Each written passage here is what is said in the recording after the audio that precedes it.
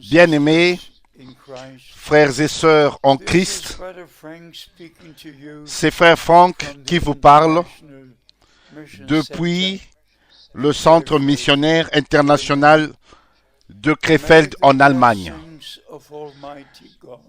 Que les bénédictions du Dieu Tout-Puissant reposent sur vous tout au long de cette année 2018. Pour nous, c'est une année spéciale parce que cela fait 60 ans, il y a de cela 60 ans, en 1958, nous avions commencé à traduire les prédications de frère Branham en allemand. Et par la grâce de Dieu, nous regardons en arrière à plusieurs années. Pour nous, c'est tout simplement merveilleux, tellement merveilleux d'avoir connu le Seigneur et d'être parvenu à être en contact avec l'homme de Dieu envoyé pour notre jour et notre temps, avec le dernier message avant le retour de Christ. Ainsi, réjouissez-vous avec nous. Il y a de cela 60 ans, 60 années sont venues et sont passées, et par la grâce de Dieu, j'ai pu apporter la parole précieuse de Dieu dans ces dernières années avec les croyants dans 165 pays, apportant, distribuant ce que Dieu a promis pour ce jour. Et nous regardons en arrière à un des week-ends le plus bénis que nous avons eu. Plus de 1200 personnes étaient rassemblées venant de plusieurs nations ici au centre missionnaire pour écouter la parole de Dieu et recevoir les bénédictions. Et particulièrement, quand j'ai partagé Matthieu chapitre 11, partagé cela avec le peuple, quand le Seigneur a parlé à la foule en son temps, il leur a posé la question, qu'êtes-vous allé voir?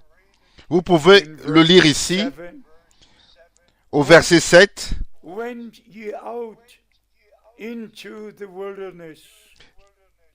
Qu'êtes-vous allé voir au désert? Et il a dit, êtes-vous allé voir un roseau agité par le vent? Pourquoi est-ce que vous êtes allé? Qu'est-ce que vous avez voulu voir? Un homme habillé, vêtu d'habits précieux ou comme des habits royaux? Qu'êtes-vous allé voir? Pourquoi est-ce que vous êtes allé? Pourquoi êtes-vous allé au désert et au fleuve Jourdain? Pour écouter le message de l'heure, pour écouter l'homme envoyé de Dieu, le prophète promis de Malachie, chapitre 3, verset 1. J'enverrai mon messager devant ma face pour préparer mon chemin devant moi.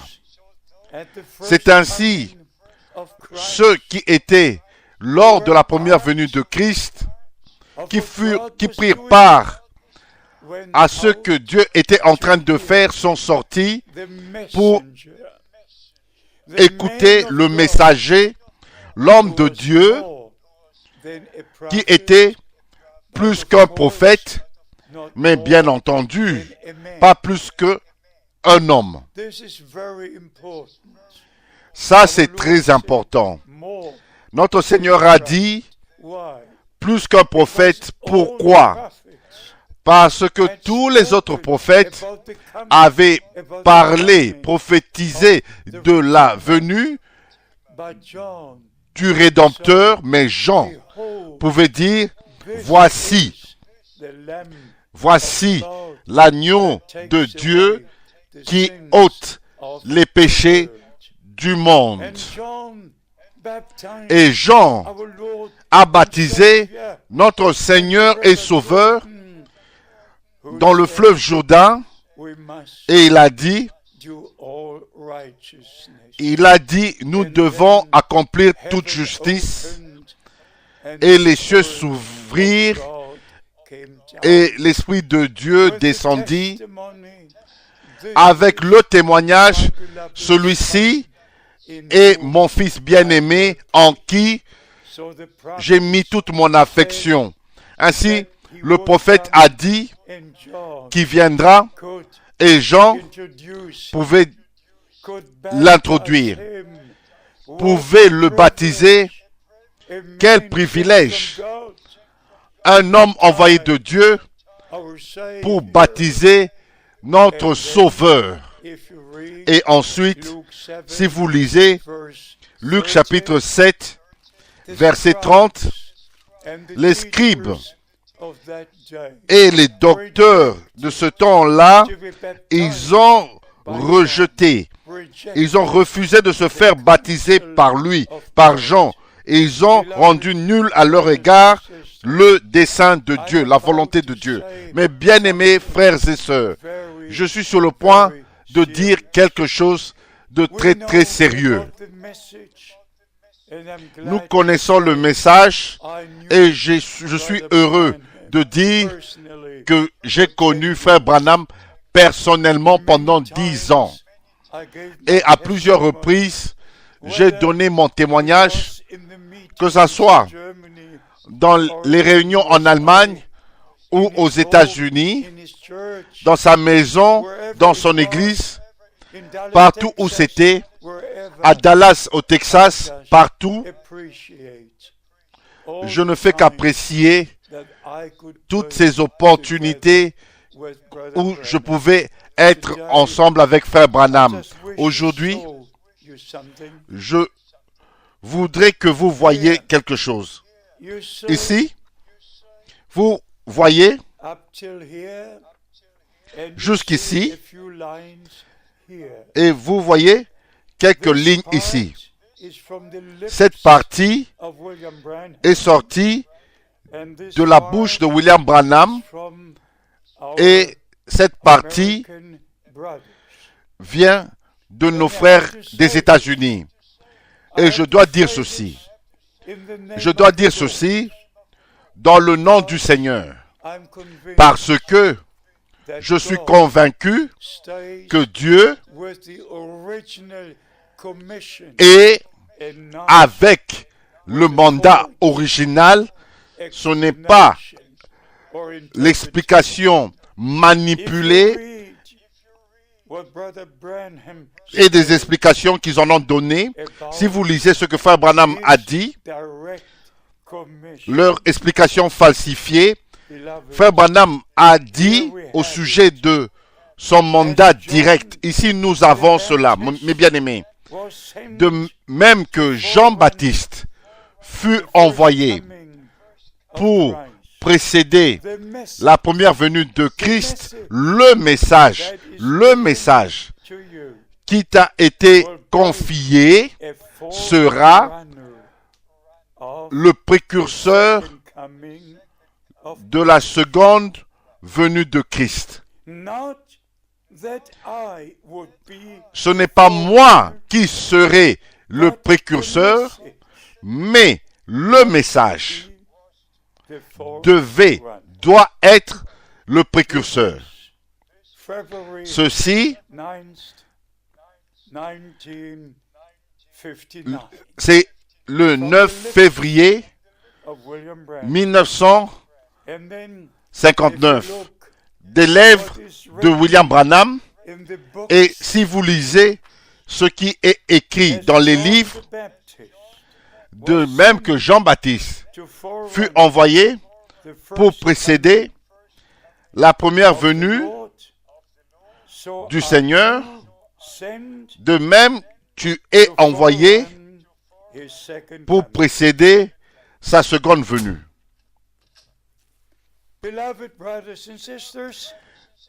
Bien-aimés frères et sœurs, je ne peux pas supporter un mensonge. Tout au long de ma vie, je crois la vérité. Et la parole de Dieu est la vérité. Et si l'homme de Dieu lui-même a dit, pas moi, ce n'est pas moi, il a apporté le message. Ensuite, il a dit, ce n'est pas moi qui serai le précurseur de la seconde venue, mais le message serait le précurseur de la seconde venue de Christ. Nous regardons en arrière à plusieurs années, depuis le 24 décembre 1965, quand notre bien-aimé frère fut repris dans la gloire, la terre n'avait pas encore entendu parler du message. Même après 1963, frère Branham n'avait pas entrepris un voyage international, mais avant, il n'avait fait que tenu des réunions d'évangélisation dans 12 pays différents.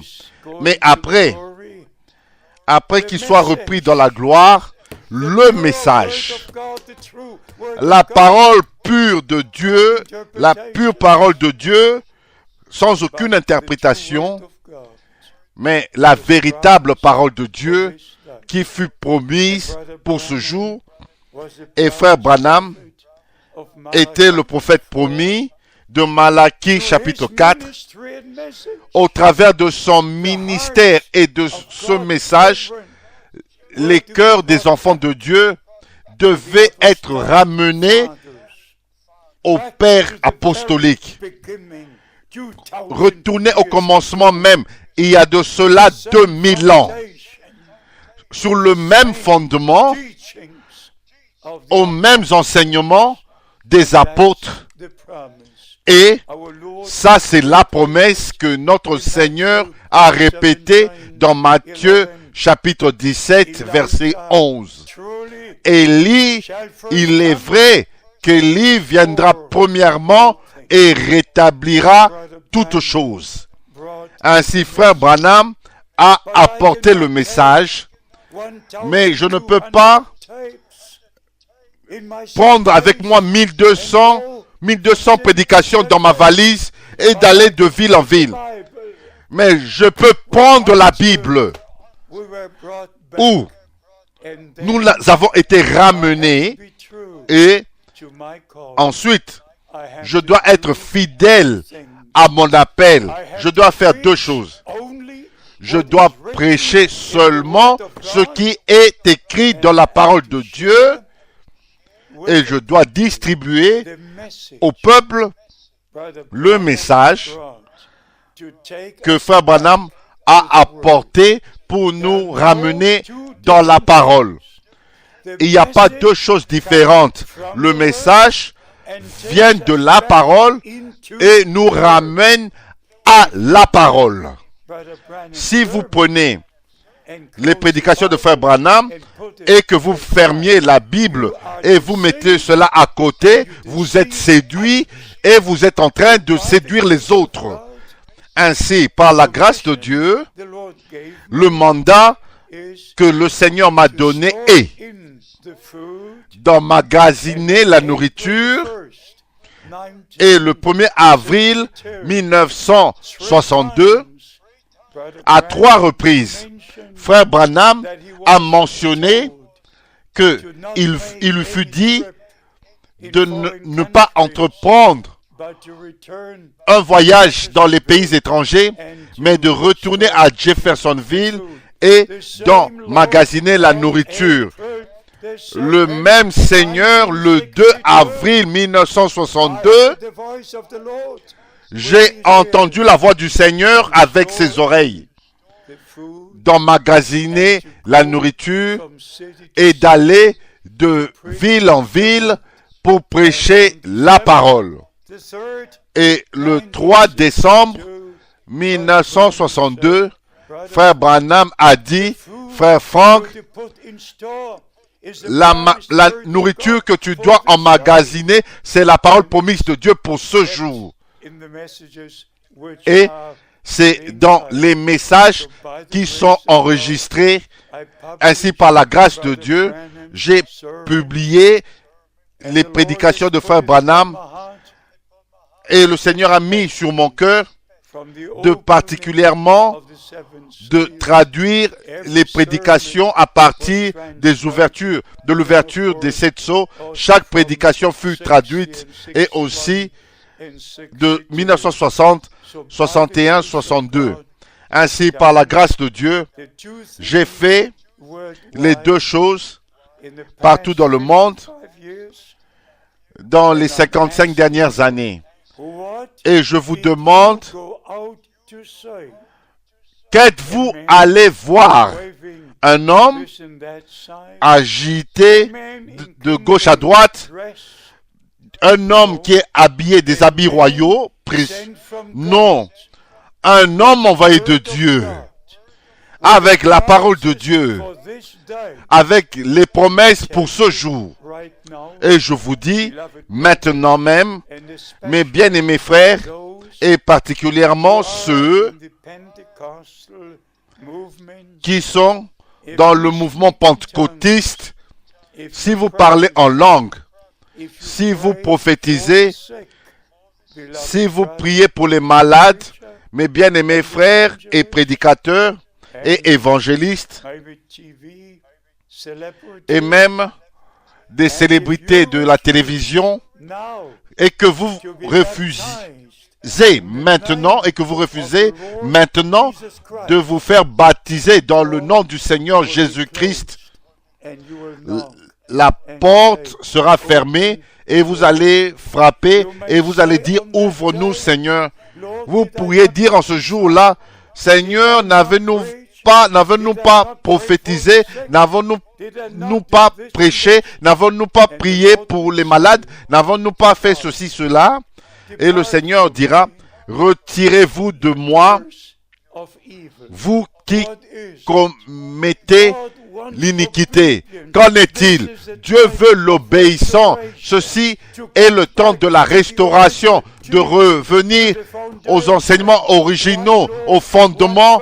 Un seul Seigneur, une seule foi, un seul baptême. Ce n'est pas jouer de la religion et vous présenter vous-même comme une personne spéciale. Retournez à Dieu. Retournez à la parole de Dieu. Je le redis.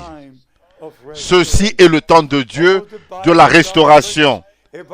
Toutes les doctrines bibliques au sujet de la divinité, du baptême, du repas du Seigneur, tous les enseignements de la Bible furent restaurés. Et au temps de la Bible, toutes les personnes furent baptisées dans le nom, et non dans les titres, mais dans le nom du Seigneur Jésus-Christ. Actes chapitre 2, Actes chapitre 8, Actes chapitre 10, Actes chapitre 19, chaque personne fut baptisée dans le jour de la Bible, fut baptisée dans le nom du Seigneur Jésus-Christ. Et si vous prêchez, si vous croyez et pratiquez un autre évangile, vous devez lire Galates chapitre 1, à partir du verset 1 au verset 8, que Dieu puisse accorder sa grâce. Qui êtes-vous allé voir? Un homme agité? Non, un homme envoyé de Dieu avec la parole de Dieu pour ce jour. Ceci est le temps de Dieu pour le peuple de Dieu de revenir, de croire et d'obéir et d'être restauré à Dieu et à sa sainte parole. Je remercie le Seigneur d'avoir envoyé son serviteur et prophète. Je remercie le Seigneur pour la sainte et précieuse parole de Dieu. Que le Seigneur vous bénisse tout au long de cette année et soit avec vous dans le saint nom de Jésus. Amen.